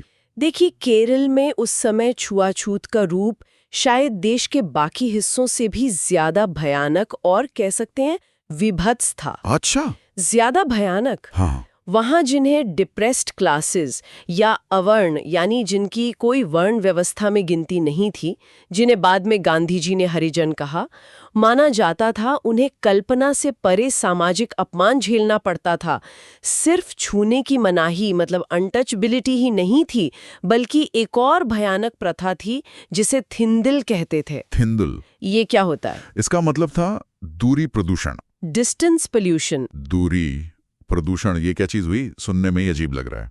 इसका मतलब था कि अवर्ण जातियों के लोगों को ऊंची जातियों के लोगों से न सिर्फ शारीरिक दूरी रखनी पड़ती थी, बल्कि एक निश्चित फासले से ज्यादा पास आने पर भी ऊंची जाति वाला व्यक्ति अपवित्र या प्रदूषित माना जाता था। हे भगवान, कितना! सोचिए, एडवास जैसी अवर्ण जाति के लोगों को नायर जैसी ऊंची जाति के लोगों से कम 16 फीट दूर रहना पड़ता था। 16 फीट? और पुलया जैसी और निचली मानी जाने वाली जाति के लोगों को तो 72 फीट की दूरी बनाए रखनी पड़ती थी। 72 फीट? ये तो अकल्पनीय है। मतलब वो इंसान सार्वजनिक रास्ते पर चल भी नहीं सकता था ठीक से? बिल्कुल नहीं चल सकता था। आप कल्पना कर सकते हैं उस अपमान की, उस डीह्यूमनाइजेशन की, जैसे कोई इंसान नहीं बल्कि कोई बीमारी हो जिससे दूर भागना है। सही कहा। ऐसी ही अमानवीय स्थितियों के खिलाफ केरल में फिर आवाज उठनी शुरू हुई होगी। हाँ, 19वीं सदी के अंत से ही सुगबुगाहट शुरू हो गई थी। श्री नारायण गुरु, डॉक्टर पालपू, कवि एन कुमारनासन और बाद में टी.के. माधवन जैसे महान समाज सुधारकों और नेताओं ने अवर्णों, खासकर एडवा समुदाय को संगठित करना शुरू कर दिया था। उनमें शिक्षा और आत्मसम्मान की भावना जगाई थी। अच्छा। तो जब 1923 में कांग्रेस ने छुआछूत मिटाने का प्रस्ताव पास किया, वो काकीनाडा सेशन था, उसके तुरंत बाद केरल प्रांतीय कांग्रेस कमेटी केपीसीसी ने इस मुद्दे को हाथों हाथ लिया और इसे अपना एक मुख्य काम बनाया। इसमें टी.के. माधवन बहुत सक्रिय थे। तो केपीसीसी ने क्या ठोस कदम उठाए, क्या प्लान बनाया? उन्होंने 2 स्तरों पर काम करने का फैसला किया। एक, पूरे केरल में छुआछूत के खिलाफ और हरिजनों की शिक्षा, उनके सामाजिक उत्थान के लिए बड़े पैमाने पर प्रोपेगेंडा कैंपेन चलाना, सभाएं करना, पर्चे बांटना, लोगों को जागरूक करना। ठीक है। और दूसरा, और ये ज्यादा महत्वपूर्ण था, उन्होंने तय किया कि हिंदू मंदिरों और सभी सार्वजनिक सड़कों को अवर्णों के लिए खोलने के लिए तुरंत आंदोलन शुरू किया जाए। मंदिर और सड़कें ही क्यों? यही क्यों चुना गया फोकस के लिए? कोई खास वजह? हाँ, इसके पीछे एक गहरी सोच थी। उनका मानना था कि छुआछूत की जड़ें कहीं ना कहीं धार्मिक मान्यताओं और सामाजिक प्रतीकों में थीं। मंदिरों में अवर्णों का प्रवेश वर्जित होना उनके सामाजिक बहिष्कार और अपमान का सबसे बड़ा प्रतीक था। सही बात है। अगर ये प्रतीक टूटता तो छुआछूत की पूरी धारणा पर गहरी चोट लगती। इसी तरह सार्वजनिक सड़कों पर चलने की मनाही उनके रोजमर्रा के जीवन को नर्क बनाती थी और समाज में उनके दोयम दर्जे को स्थापित करती थी। इसीलिए इन दोनों जगहों पर समान अधिकार की मांग उठाना सबसे कारगर समझा गया। बिल्कुल सही। तो आंदोलन की शुरुआत वायकॉम से हुई। वहां क्या हुआ फिर? कैसे शुरू हुआ सब? वायकॉम त्रावणकोर रियासत का एक गांव था जहां एक प्रसिद्ध शिव मंदिर था। इस मंदिर के चारों ओर जो सार्वजनिक सड़कें थीं, उन पर अवर्णों जैसे एडवा और पुलिया जातियों के लोगों का चलना सख्त मना था। केपीसीसी ने तय किया कि यहीं से सत्याग्रह का आगाज किया जाए, गांधी जी के दिखाए रास्ते पर। ओके। तो इस 27 मार्च 1924 को केपीसीसी के नेता केपी केशव मेनन के नेतृत्व में सवर्णों कास्ट हिंदूस और अवर्णों हरिजनों का एक मिलाजुला जत्था निकला। उन्होंने जानबूझकर उन सड़कों पर चलने की कोशिश की जिन पर चलना अवर्णों के लिए मना था, और इस तरह कानून तोड़ा। तो ये पहला कदम था। और इसका रिएक्शन क्या हुआ? क्या सरकार और सवर्ण समाज ने इसे आसानी से होने दिया? बिल्कुल नहीं। जैसे ही सत्याग्रह शुरू हुआ, त्रावणकोर की पुलिस हरकत में आ गई। उन्होंने केपी केशव मेनन और उनके साथियों को गिरफ्तार कर लिया। गिरफ्तार कर लिया? हाँ, लेकिन आंदोलन रुका नहीं। रोज नए जत्थे आते और सड़कों पर चलने की कोशिश करते और रोज गिरफ्तारियां होती। खबर फैलते ही पूरे देश में जोश की लहर दौड़ गई। अच्छा, देश भर में? हाँ, अलग अलग हिस्सों से सामाजिक कार्यकर्ता और वॉलंटियर्स वाईकॉम पहुंचने लगे। यहाँ तक कि पंजाब से, जहाँ अकाली आंदोलन चल रहा था, वहां से एक अकाली जत्था भी वाईकॉम सत्याग्रह का समर्थन करने पहुंच गया। अरे वाह, ये तो कमाल है। हाँ, ये दिखाता है कि कैसे ये लड़ाई एक स्थानीय मुद्दे से बढ़कर राष्ट्रीय बन गई थी। मदुरई से ईवी रामास्वामी नायकर, जिन्हें हम आज पेरियार के नाम से जानते हैं, वो भी अपनी पत्नी के साथ जत्था लेकर आए और उन्होंने बढ़ चढ़कर हिस्सा लिया। जिसके लिए उन्हें जेल भी जाना पड़ा। हाँ, उन्हें वाइकॉम वीरर भी कहते हैं शायद इसीलिए। बिल्कुल बिल्कुल, हीरो ऑफ वाइकॉम। तो मतलब देश भर से सपोर्ट मिला, लेकिन स्थानीय स्तर पर जो कट्टरपंथी सवर्ण थे उनका क्या रवैया था? वो तो विरोध कर रहे होंगे। जाहिर है वो चुप नहीं बैठे। दूसरी तरफ जाति हिंदुओं का जो रूढ़िवादी ऑर्थोडॉक्स यानी कट्टरपंथी और प्रतिक्रियावादी रिएक्शनरी यानी बदलाव विरोधी तबका था, वो भी गोलबंद हो गया। उन्होंने वाइकॉम में सभाएं की और सत्याग्रह का समर्थन करने वाले सभी कांग्रेसियों और सुधारवादियों का सामाजिक बहिष्कार मतलब सोशल बॉयकॉट करने का फैसला किया। सोशल बॉयकॉट मतलब क्या? मतलब उनके बच्चों को स्कूलों में ना पढ़ाना, वकीलों को केस ना देना, उन्हें चुनाव में वोट ना देना, उनसे कोई लेन देन ना रखना, पूरा हुक्का पानी बंद करने जैसा माहौल बना दिया गया। बाप रे, ये तो बहुत खतरनाक था। और सरकार क्या कर रही थी? त्रावणकोर सरकार? मंदिर के अधिकारियों और त्रावणकोर की सरकार ने भी सख्ती और बढ़ा दी। उन्होंने मंदिर की ओर जाने वाली सड़कों पर लकड़ी के बड़े बड़े बैरिकेड्स लगा दिए ताकि कोई आगे ना बढ़ सके। अच्छा, रास्ते बंद कर दिए? हाँ, और सत्याग्रह के प्रमुख नेताओं पर वाइकॉम में घुसने पर ही पाबंदी लगा दी गई। जो भी सत्याग्रही, चाहे वो सवर्ण हो या अवर्ण, बैरिकेड तक पहुंचकर शांतिपूर्वक खड़े होते, उन्हें पुलिस गिरफ्तार करके ले जाती। तो एक तरफ देश भर से समर्थन और जोश था, दूसरी तरफ स्थानीय स्तर पर कट्टरपंथियों का कड़ा विरोध और सरकार का दमन चक्र चल रहा था। ये लड़ाई लंबी खिंच रही थी। ये तो बड़ा मुश्किल दौर रहा होगा। बिल्कुल। इसी गतिरोध के बीच अगस्त 1924 में त्रावणकोर के महाराजा का निधन हो गया। उनकी जगह महारानी सेतुलक्ष्मीबाई रीजेंट यानी शासक प्रतिनिधि के तौर पर शासन करने लगी। अच्छा, सत्ता परिवर्तन हुआ। हाँ, और उन्होंने गद्दी संभालते ही एक अच्छा कदम उठाया और गांधी जी के कहने पर सभी वाइकॉम सत्याग्रहियों को जेल से रिहा कर दिया। इससे माहौल थोड़ा बदला। सत्याग्रही के नेताओं ने सोचा कि इस मौके का फायदा उठाकर एक नई रणनीति अपनाई जाए। क्या रणनीति? उन्होंने फैसला किया कि अब सिर्फ सत्याग्रह करके गिरफ्तारी देने के बजाय जाति हिंदुओं का ही एक बड़ा जत्था ऑर्गेनाइज किया जाए, जो राजधानी तिरुवनंतपुरम जाकर महारानी को एक ज्ञापन मतलब मेमोरियल सौंपे और उनसे मंदिर की सड़कें सभी हिंदुओं के लिए खोलने की मांग करे। अरे वाह, ये तो बहुत दिलचस्प स्ट्रैटेजी थी। मतलब अब ऊंची जाति के लोग खुद अपने ही समाज के दबे कुचले लोगों के अधिकारों के लिए महारानी के पास जा रहे थे। हाँ, और ये स्ट्रैटेजी काफी हद तक कामयाब भी है, मतलब लोगों को मोबिलाइज करने में। पूरे केरल से सवर्ण हिंदुओं के जत्थे वाइकॉम में जमा हुए। फिर 31 अक्टूबर 1924 को करीब 100 सवर्ण हिंदुओं का एक मुख्य जत्था वाइकॉम से राजधानी तिरुवनंतपुरम के लिए पैदल मार्च पर निकला। पैदल मार्च? हाँ, सोचिए, वो लोग पैदल चल रहे थे उन लोगों के लिए जिन्हें सड़कों पर चलने तक की इजाजत नहीं थी। रास्ते में लगभग 200 गांवों और कस्बों से गुजरते हुए उनका जोरदार स्वागत हुआ।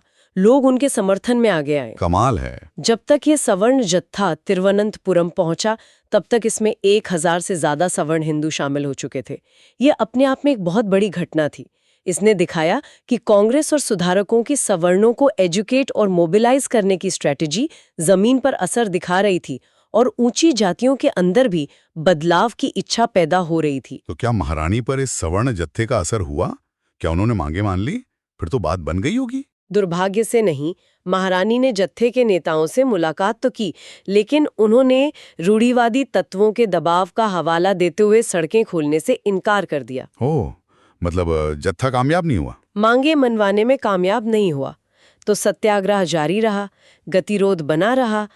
फिर मार्च 1925 की शुरुआत में गांधी जी खुद केरल के दौरे पर आए। अच्छा, गांधी जी खुद गए? हाँ, वो वाइकॉम भी गए। उन्होंने महारानी और दूसरे अधिकारियों से मुलाकात की और मामले को सुलझाने के लिए बातचीत की। तो क्या गांधी जी के हस्तक्षेप से आखिरकार कोई हल निकला? कोई समझौता हुआ? हाँ, गांधी जी की बातचीत और लगातार चल रहे सत्याग्रह के दबाव के बाद आखिरकार त्रावणकोर सरकार और सत्याग्रहियों के बीच एक समझौता हुआ। क्या समझौता हुआ? समझौते के तहत मंदिर के आसपास की 3 सड़कें तो अवर्णों सहित सभी हिंदुओं के लिए खोल दी गईं। अच्छा, 3 सड़कें खुल गईं। हाँ, लेकिन मंदिर का जो मुख्य परिसर था, जिसे संकेतन यानी पवित्र घेरा या प्रीसिंक्ट कहा जाता था, उसके अंदर से गुजरने वाली जो चौथी सड़क थी, वो उनके लिए अब भी बंद रखी गई। ओह, मतलब पूरी तरह नहीं खुली सड़कें? नहीं, तो एक तरह से ये पूरी जीत नहीं थी, बल्कि एक समझौता था। कह सकते हैं आधी जीत थी। नवंबर 1925 में सत्याग्रह वापस ले लिया गया। और गांधी जी का इस समझौते पर क्या रुख था? और एक बात और, उन्होंने खुद मंदिरों को लेकर क्या किया अपने दौरे में? गांधी जी ने इस समझौते को स्वीकार किया, शायद ये सोचकर कि ये सही दिशा में एक कदम है, शुरुआत है। लेकिन एक दिलचस्प बात यह है कि गांधी जी ने अपने पूरे केरल दौरे के दौरान एक भी हिंदू मंदिर में प्रवेश नहीं किया। अच्छा, क्यों? क्योंकि अवर्णों को उन मंदिरों में जाने की इजाजत नहीं थी। ये उनका अपना मौन लेकिन शक्तिशाली तरीका था ये जताने का कि जब तक समाज के एक बड़े हिस्से को ईश्वर के द्वार से बाहर रखा गया है, तब तक वो भी उस द्वार में प्रवेश नहीं करेंगे। ये बहुत प्रभावशाली तरीका था प्रोटेस्ट का। बिल्कुल। तो ध्यान में इन दोनों आंदोलनों को साथ रखकर देखें, अकाली आंदोलन और वाइकोम सत्याग्रह, तो ये अपने अपने संदर्भ में बेहद महत्वपूर्ण थे। अकाली आंदोलन ने दिखाया कि कैसे धार्मिक पहचान और अधिकारों की लड़ाई को राष्ट्रीय मुक्ति संग्राम से जोड़ा जा सकता है और कैसे अहिंसक प्रतिरोध से सरकार को झुकाया जा सकता है। हाँ। वहीं वाइकोम सत्याग्रह ने छुआछूत जैसे सामाजिक कोड के खिलाफ राष्ट्रीय चेतना जगाई और ये स्थापित किया कि सामाजिक न्याय के बिना राजनीतिक आजादी अधूरी है। सही बात है। पर यह सोचने वाली बात यह है, जैसा कि आपने भी इशारा किया, कि कैसे किसी एक समुदाय के विशिष्ट अधिकारों के लिए लड़े जाने वाले आंदोलन जैसे गुरुद्वारों पर सिखों का नियंत्रण और व्यापक सर्वसमावेशी सामाजिक न्याय के मुद्दे जैसे छुआछूत का उन्मूलन एक दूसरे से जुड़ते हैं या कभी-कभी उनकी राहें अलग भी हो जाती हैं। हाँ, ये दिलचस्प सवाल है। और अकाली आंदोलन के बाद जो विभाजन हुआ उससे सवाल भी गहराता है कि जो आंदोलन अपने तात्कालिक लक्ष्य हासिल कर लेते हैं वो उसके बाद अपनी एकता और उद्देश्य को कैसे बनाए रख सकते हैं। ये भी एक बड़ा चैलेंज है सफल आंदोलनों के लिए। बिल्कुल। और धर्म और राजनीति का जो घालमेल अकाली दल के एक हिस्से ने बाद में किया, वो मुद्दा आज भी कितना प्रासंगिक और ज्वलंत है, इस पर भी विचार करना चाहिए। जरूर, ये बहुत महत्वपूर्ण बिंदु है सोचने के लिए। चलिए आगे बढ़ते हैं। हल्का सा रिकैप करते हैं। पिछले हिस्से में हमने आज़ादी की लड़ाई के दौरान चल रहे सामाजिक सुधार आंदोलनों, सोशल रिफॉर्म मूवमेंट्स पर बात की थी। आज उसी कड़ी को आगे बढ़ाते हैं। बिल्कुल। खास तौर पे 1924 के बाद गांधी जी के रचनात्मक कार्यक्रम, यानी जो कंस्ट्रक्टिव प्रोग्राम था, उसके तहत अस्पृश्यता, अनटचेबिलिटी के खिलाफ और दलित वर्गों के सामाजिक आर्थिक उत्थान का संघर्ष पूरे भारत में जोर पकड़ रहा था।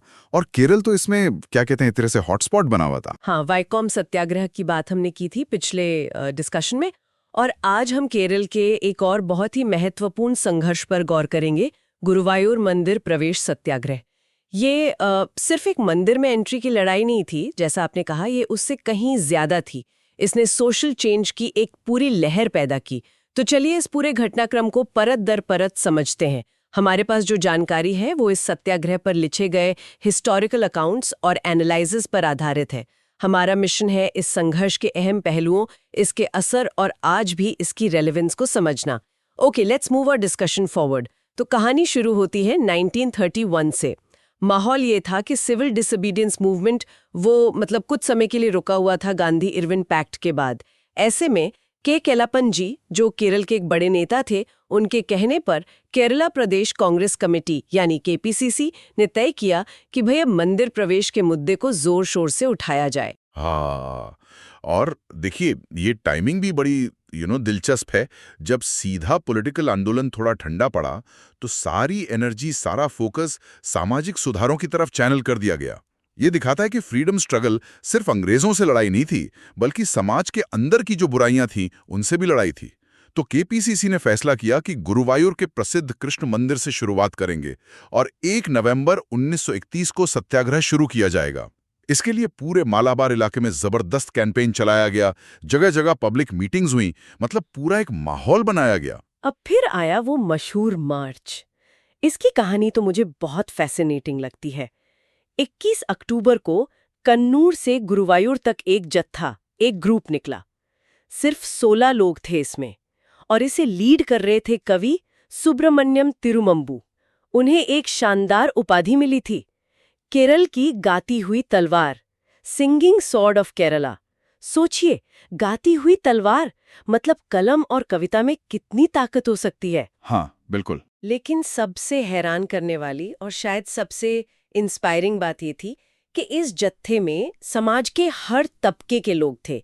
सबसे निचली मानी जाने वाली हरिजन जातियों से लेकर सबसे ऊंची मानी जाने वाली नंबूदरी ब्राह्मण जाति तक के लोग कंधे से कंधा मिलाकर चल रहे थे। सही बात है। एग्जैक्टली ये उस जमाने के हिसाब से एक बेहद रैडिकल, एक क्रांतिकारी कदम था।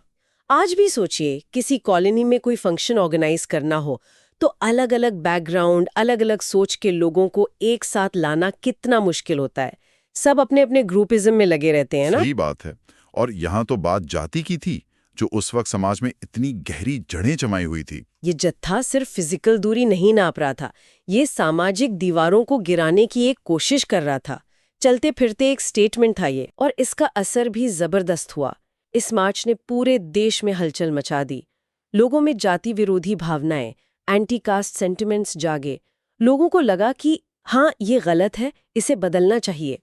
फिर आया 1 नवंबर, जिसे अखिल केरल मंदिर प्रवेश दिवस के रूप में मनाया गया। प्रार्थनाएं हुई, जुलूस निकले, सभाएं हुई, सत्याग्रह के लिए चंदा इकट्ठा किया गया। और ये सिर्फ केरल तक सीमित नहीं रहा, जैसा आपने कहा। मद्रास, बॉम्बे, कलकत्ता, दिल्ली, यहाँ तक कि कोलंबो, श्रीलंका में भी इसे मनाया गया। ये दिखाता है कि ये मुद्दा अब सिर्फ एक स्थानीय मंदिर का नहीं रह गया था, बल्कि इसने नेशनल इंपॉर्टेंस हासिल कर ली थी। लोगों को समझ आ रहा था कि ये लड़ाई सिर्फ गुरुवायूर की नहीं, बल्कि पूरे देश में फैले जातिगत भेदभाव के खिलाफ है। रिस्पॉन्स तो वाकई जबरदस्त था। देश भर के नेता मालाबार आने लगे, पैसा, वॉलंटियर्स, सब तरफ से सपोर्ट आने लगा। ऐसा लग रहा था जैसे कोई बड़ा त्योहार हो। लेकिन इसका मकसद बिल्कुल अलग था, बहुत गहरा था। खासकर युवा, a lot of young people इस आंदोलन से बहुत जुड़े, वो सबसे आगे थे। उनमें एक जोश था, बदलाव की हंगर थी। ये अनटचेबिलिटी के खिलाफ आंदोलन काफी पॉपुलर हो गया। हाँ, और एक बहुत दिलचस्प बात हुई। कई श्रद्धालु जो आमतौर पर मंदिर में जाकर भगवान को चढ़ावा चढ़ाते थे, उन्होंने वो पैसा सत्याग्रह कैंप में देना शुरू कर दिया। उन्हें लगा कि ये कैंप, जहां इंसानियत और बराबरी के लिए लड़ाई लड़ी जा रही है, वो मंदिर से भी ज्यादा पवित्र जगह है। ये तो कमाल की बात है। ये कुछ ऐसा है जैसे आजकल लोग कहें कि भाई इस बार किसी बड़े धार्मिक कर्मकांड पर खर्च करने के बजाय वो पैसा किसी जरूरी सोशल कॉज के लिए डोनेट करेंगे। मान लीजिए कोई कहे कि इस साल भंडारे के पैसे से किसी गरीब बच्ची की स्कूल की फीस भर देंगे। ये दिखाता है कि लोगों की प्रायोरिटीज बदल रही थीं। वो सामाजिक न्याय, सोशल जस्टिस को पारंपरिक धार्मिक रीति रिवाजों से ऊपर रखने लगे थे। बिल्कुल, ये एक तरह की चेतना जाग रही थी कि ईश्वर सिर्फ मंदिर की दीवारों में नहीं, बल्कि इंसानों की बराबरी और सम्मान में भी बसता है। लेकिन जाहिर है, जहां बदलाव की कोशिश होती है, वहां रेजिस्टेंस भी होता है। मंदिर का प्रशासन, टेम्पल अथॉरिटीज, जो ज्यादातर ऊंची जातियों के हाथ में था, वो चुप नहीं बैठा। स्टेटस को चैलेंज मिल रहा था, तो वो कैसे चुप रहते? हाँ, वो तो होना ही था। और उन्होंने मंदिर के चारों ओर वो कांटेदार तार, बार्ब्ड वायर लगवा दिए, गार्ड्स के झुंड तैनात कर दिए, ताकि सत्याग्रहियों को बाहर ही रोका जा सके। यहां तक कि उन्हें मारने पीटने की धमकियां भी दी है।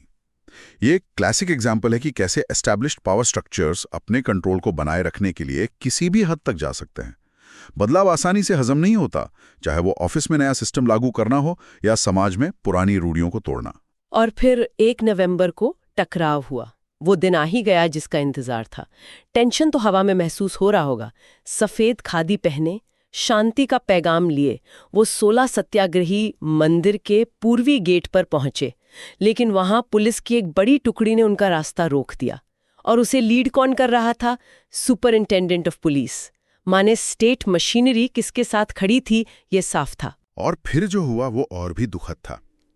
जल्द ही मंदिर के कर्मचारियों और स्थानीय प्रतिक्रियावादियों, यानी वो लोग जो इस बदलाव के सख्त खिलाफ थे, जो पुरानी व्यवस्था बनाए रखना चाहते थे, उन्होंने शांतिपूर्ण और अहिंसक सत्याग्रहियों पर फिजिकल फोर्स का इस्तेमाल करना शुरू कर दिया। लाठियां चली, मारपीट हुई, और पुलिस बस मूक दर्शक बनी देखती रही। ये बात सुनकर आज भी गुस्सा आता है। इसमें पी कृष्णा पिल्लई और ए.के. गोपालन जैसे नेता, जो बाद में केरल में कम्युनिस्ट आंदोलन के बहुत बड़े चेहरे बने, उन्हें बहुत बेरहमी से पीटा गया। ये पैटर्न तो आज भी कई बार देखने को मिलता है ना? कहीं प्रोटेस्ट हो रहा हो और प्रोटेस्टर्स पर नॉन स्टेट एक्टर्स, मतलब कुछ ऑर्गेनाइज्ड विरोधी गुट हिंसा करते हैं, और एडमिनिस्ट्रेशन या तो देखता रहता है या बहुत देर से हरकत में आता है। ये देखकर दुख होता है कि इतनी लड़ाइयों के बाद भी कुछ चीजें नहीं बदली। बिल्कुल, ये नॉन वायलेंस बनाम फिजिकल फोर्स का एक टेक्स्ट बुक केस था। गांधी जी का सिद्धांत यही था कि सत्य और अहिंसा के सामने आखिर में ब्रूट फोर्स हार जाएगा। भले ही शुरुआत में चोटें सहनी पड़ें। और ये घटना ये भी दिखाती है कि कैसे ऐसे संघर्षों की आग में तपकर भविष्य के बड़े नेता तैयार होते हैं। पी कृष्ण पिल्लाई और ए.के. गोपालन ने यहीं से जमीनी संघर्ष का पाठ सीखा। लेकिन क्या इस हिंसा के बाद सत्याग्रह रुक गया?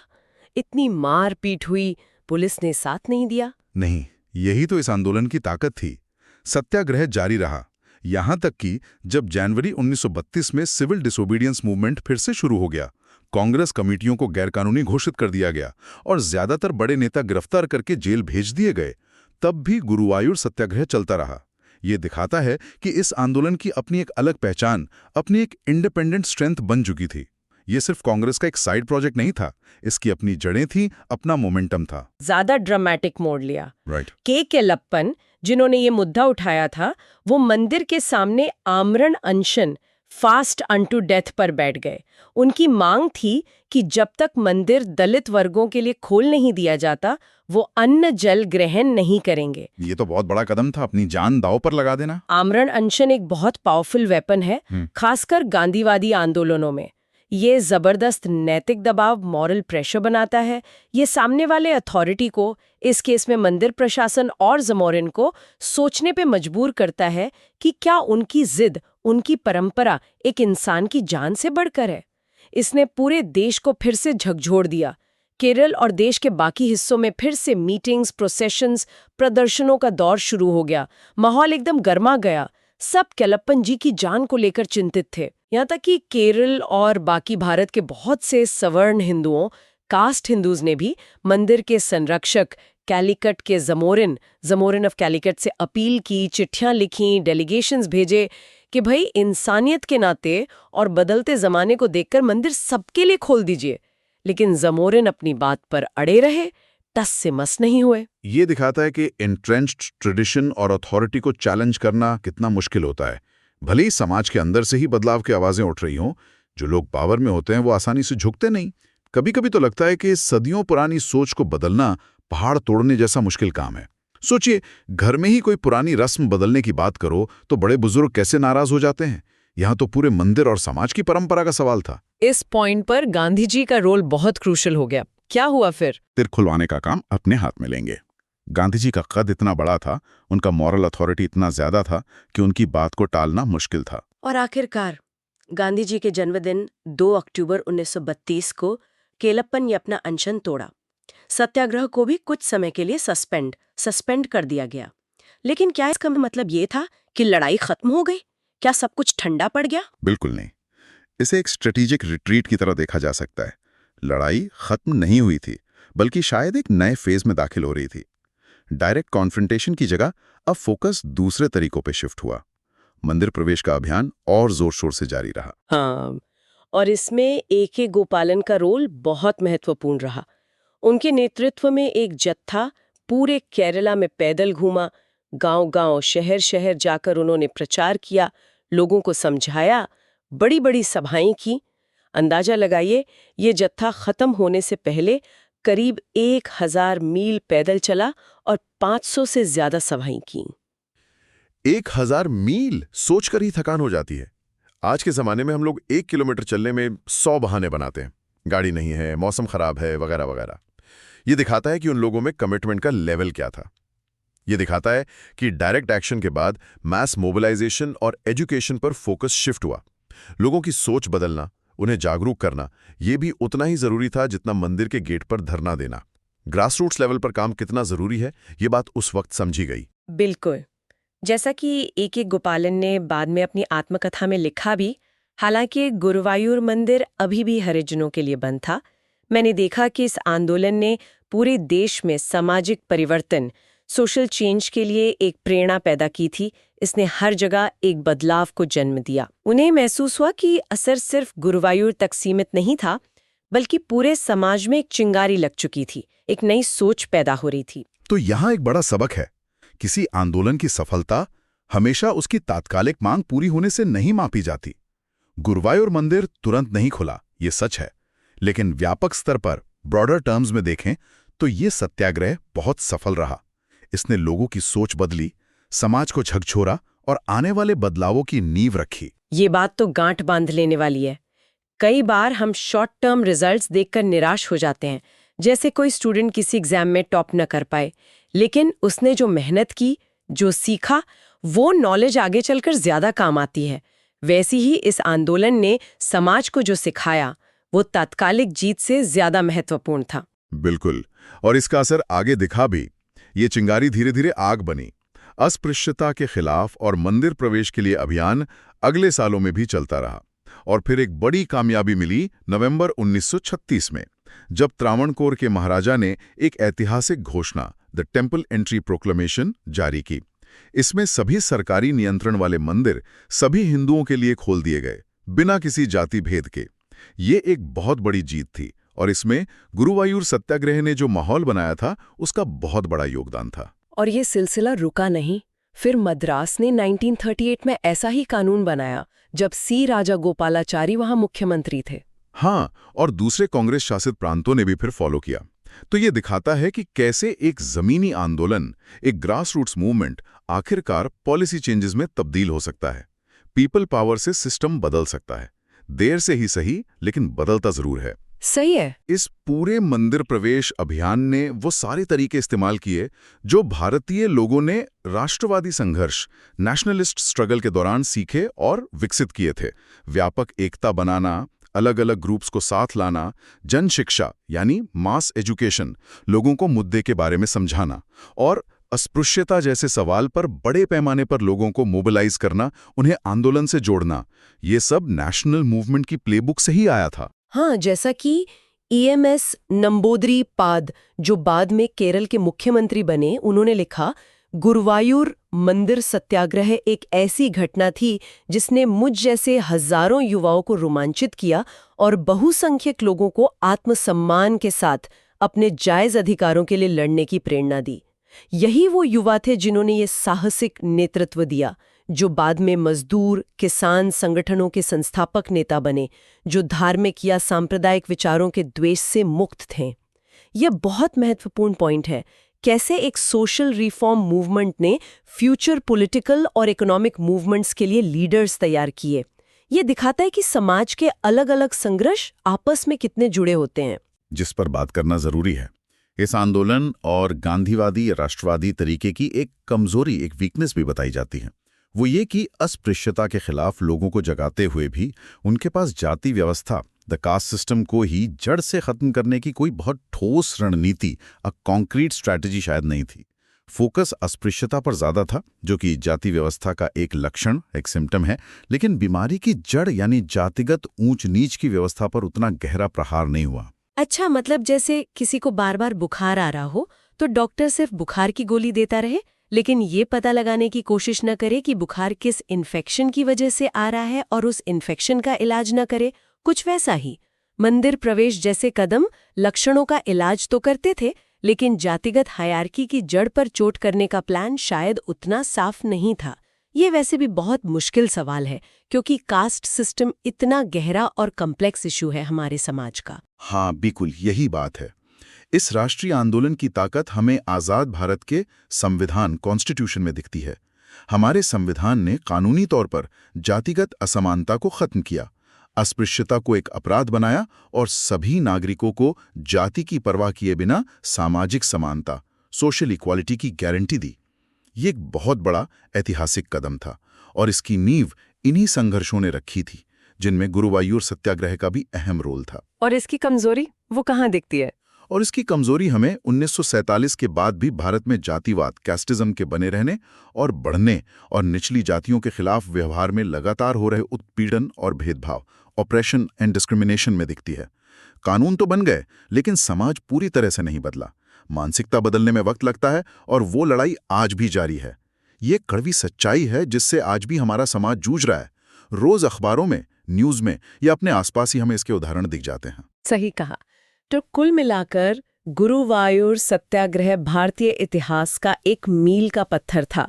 इसने सामाजिक चेतना, कलेक्टिव कॉन्शियसनेस को जगाया, लोगों को बराबरी के लिए लड़ना सिखाया और आगे चलकर महत्वपूर्ण कानूनी और स्ट्रक्चरल चेंजेस की नींव रखी। लेकिन साथ ही यह हमें ये भी याद दिलाता है कि जाति व्यवस्था जैसी गहरी जड़ों वाली समस्या से लड़ाई कितनी लंबी, कितनी जटिल और कितनी ज़रूरी है। ये एक ऑनगोइंग स्ट्रगल है जो शायद हमारी पीढ़ी को भी लड़नी है। Okay, so we hope you liked our today's discussion on Chapter 18, The Struggles for Gurdwara Reform and Temple Entry of India's Struggle of Independence by Bipin Chandra. For more such discussions on UPSC topics, subscribe to the UPSC podcast channel. Dhanyavad. Jai Hind.